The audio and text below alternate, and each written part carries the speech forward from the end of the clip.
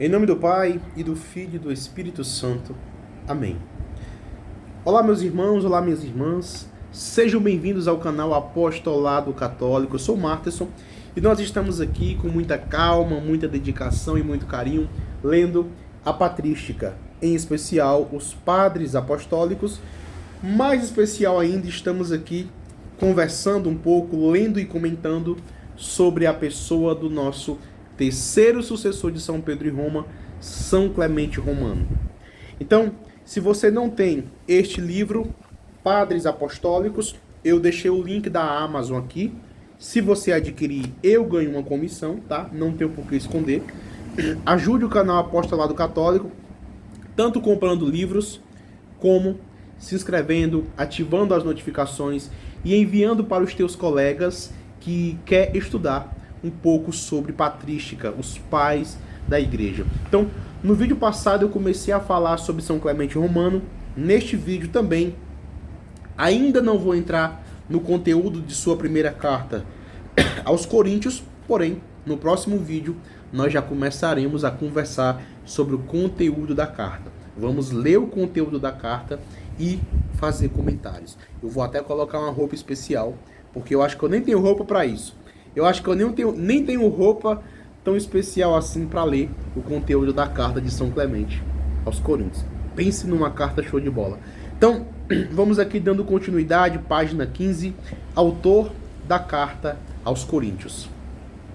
Conforme testemunhas mais fidedignas, Clemente de Roma é mesmo o autor da carta aos Coríntios.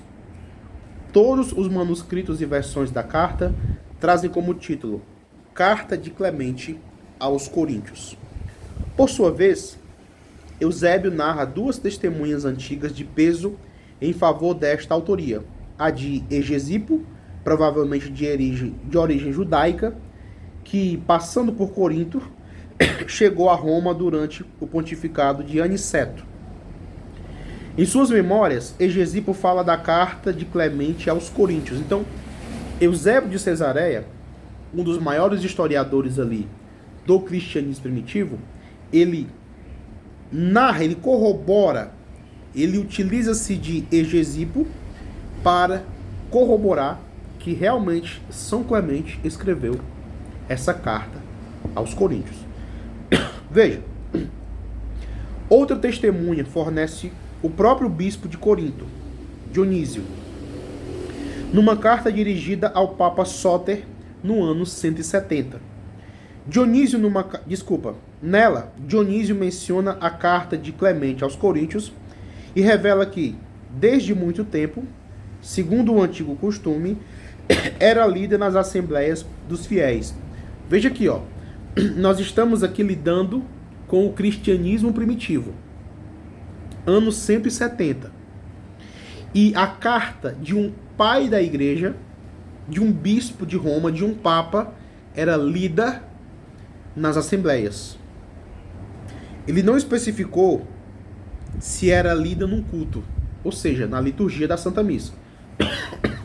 Mas só para você entender que nos primeiros séculos da igreja, antes de surgir aquela porcaria daquele mito de que Constantino fundou a igreja católica em 313, a igreja católica surge em 313.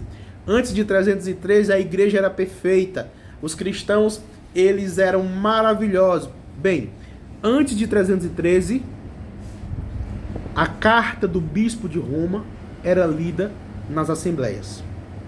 Você sabia disso, católico? Continuando. Vamos lá. Eu vou só repetir, tá? Segundo o antigo costume, era lida nas assembleias dos fiéis. Hoje, diz ele ao Papa Sóter, celebramos o santo dia do Senhor, missa, tá? Liturgia. Durante o qual lemos vossa carta. Continuaremos a lê-la sempre como advertência, como fazemos, de resto, com a que anteriormente nos enviou Clemente. Olha que interessante. O Papa, tá certo? Na verdade, o bispo fala. Nós lemos a sua carta, Papa Sóter, da mesma forma que nós fazemos com a carta de Clemente. As cartas dos papas eram lidas na liturgia, eram lidas na Santa Missa. Olha que interessante. Obviamente, o restante do Novo Testamento também era lido, tá bom? Continuando. No livro 3:16 de História Eclesiástica, Eusébio ainda se refere a uma carta de Clemente como autêntica, longa e admirável, que ele redigiu da parte da Igreja dos Romanos para a Igreja dos Coríntios, a propósito de uma sedição que então se levantara em Corinto. Soubemos que em muitas igrejas se fazia outrora a leitura pública desta carta, e ainda hoje é lida nas assembleias, e que tal sedição se produzira Hegesipo é um testemunho digno de fé. Veja, Eusébio, no seu História Eclesiástica, lá no livro 3:16, ele vai dizer que esta carta de São Clemente era lida nas assembleias. A igreja primitiva tinha o conhecimento de que São Clemente de Roma enviou uma carta à comunidade de Corinto. Tudo bem, interessante. E eles liam. Continuando. Embora o nome de Clemente não apareça em nenhum lugar da carta, há elementos suficientes que o indicam como autor. Ela aparece assim como um manuscrito autêntico. Lembrando que qualquer historiador, qualquer pessoa que entenda um pouquinho de história, sabe que mesmo que uma carta não seja assinada por um autor, não significa que ela não tenha sido escrita por aquele autor. Tá? Isso é muito básico. Tudo bem? Por exemplo, a carta aos Hebreus não foi assinada, mas alguém escreveu. E através da análise linguística é possível ir rastreando, né, quem escreveu aquela carta. Segundo a opinião de Lamarche, o que parece mais perto da verdade é que a carta atual resulta da fusão de textos de caráter homilético ou litúrgico com o texto da carta. A carta de Clemente se compõe, para o presente, da carta primitiva dirigida à comunidade de Corinto e de extratos de homilias provindas do mesmo autor, que logo cedo foram intercaladas. O capítulo 64 da carta, inserido entre duas menções de mensageiros, constituiria um fim da homilia muito conveniente. Então, aqui nós temos um exemplo de um homem, tá? O Lamarche. Eu realmente não conheço esse cara, mas provavelmente um grande estudioso da patrística. E ele fala que a carta de São Clemente Romano é como se fosse uma compilação de homilias. Tá bom? O motivo da carta. A comunidade de Corinto parece ter vivido em constante conflito. Já em 55, 4 anos após sua fundação, encontrava-se agitada por divisões e escândalos a ponto de ser advertida por Paulo, nestes termos. Aqui é a citação de São Paulo, tá?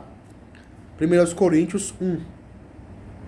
Eu vos exorto, irmãos, guardai a concórdia uns com os outros, de sorte que não haja divisões entre vós. Com efeito, meus irmãos, pessoas da casa de Cloé me informaram de que existem rixas entre vós.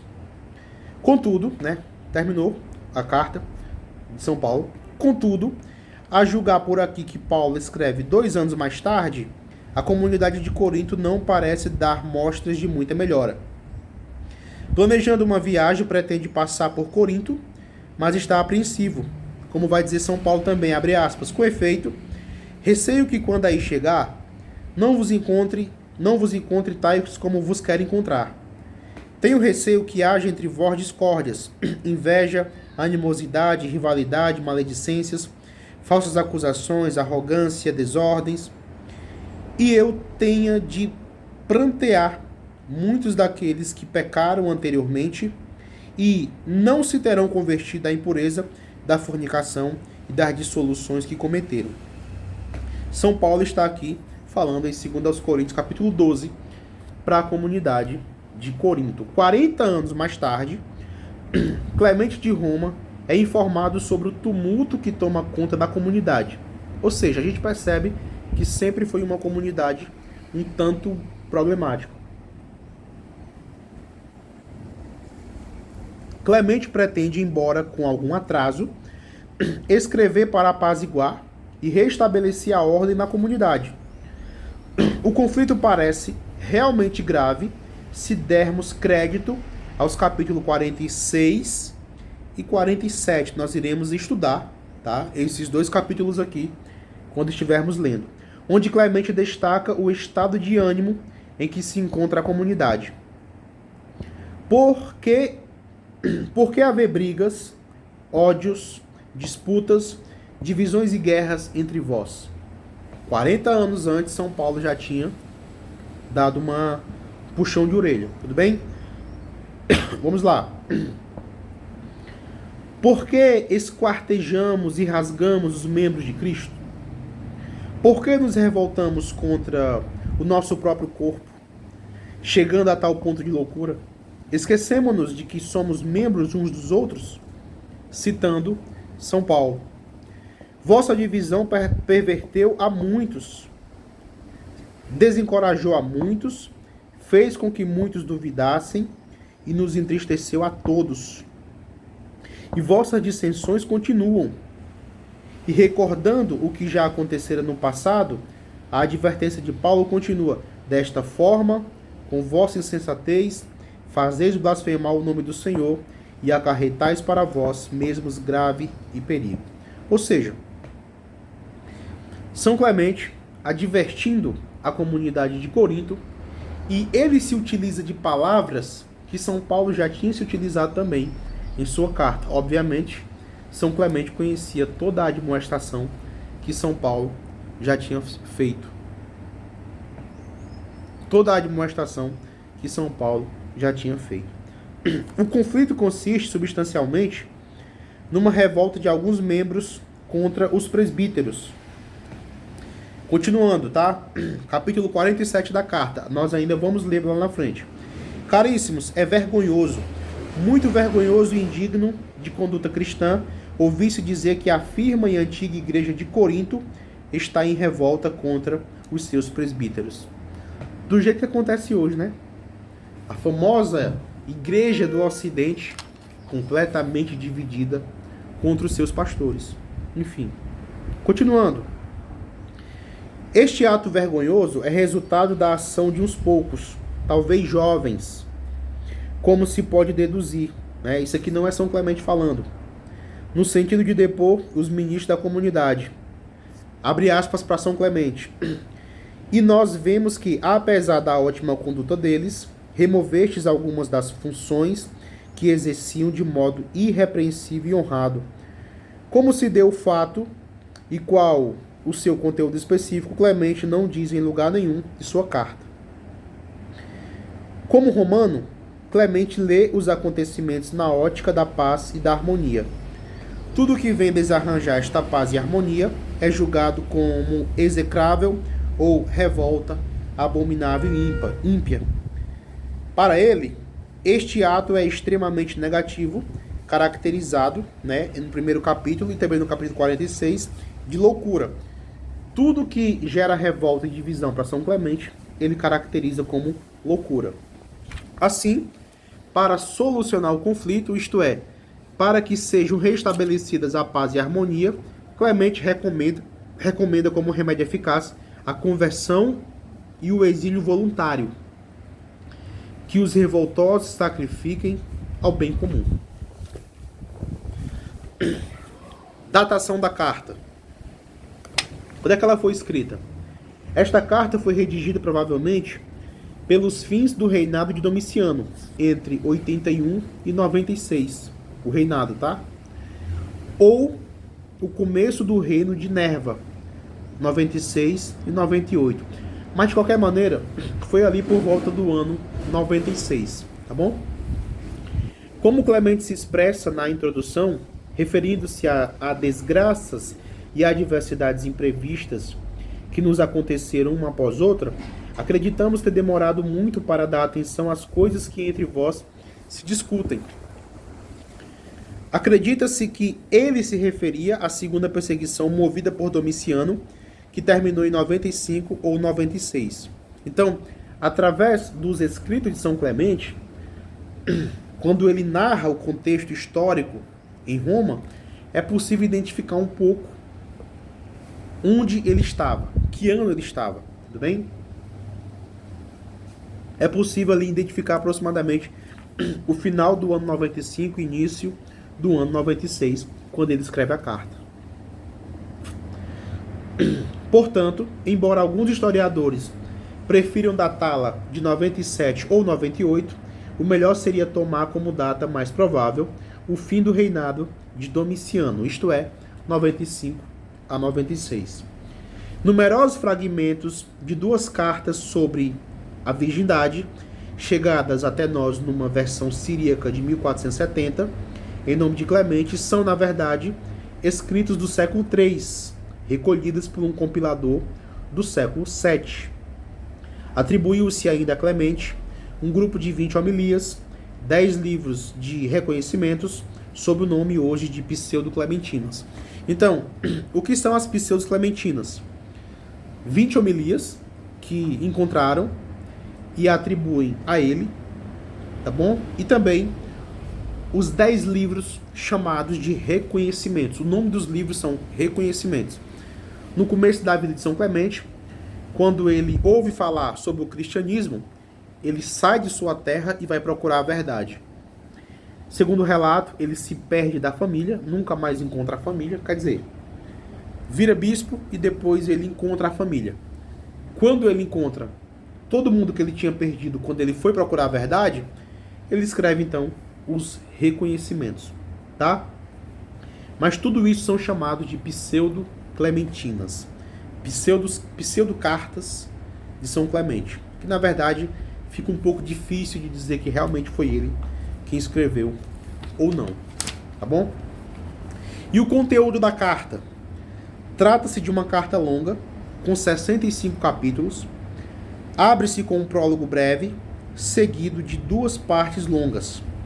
A primeira parte é genérica, capítulo 4 ao 36.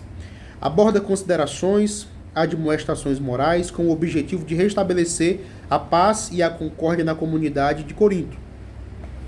Dá instruções de caráter geral, adverte os fiéis de Corinto sobre a inveja e como bani-la, e fazer penitência, recomenda a obediência, a fé, a piedade, a hospitalidade e humildade, a exemplo de Cristo. Tudo isso nós iremos ler nos próximos vídeos. A ordem do universo é modelo de concórdia e paz. Além do exemplo de Cristo, Clemente invoca constantemente os exemplos das virtudes do Antigo Testamento.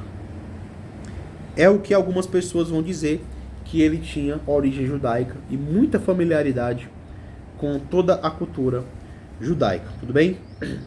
A segunda parte, do capítulo 37 a 61, insiste sobre a hierarquia eclesiástica e a necessidade da submissão às legítimas autoridades. Para isso, mostra como formamos um corpo em Cristo,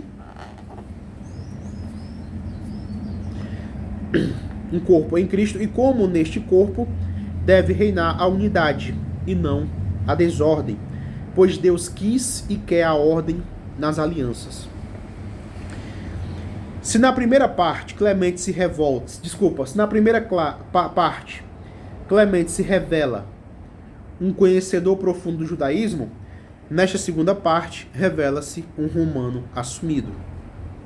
Mostra-se um amante da ordem, da disciplina, defensor da hierarquia, aferrado ao cumprimento do dever, da contínua chamada à ordem e à disciplina, uma característica do espírito romano.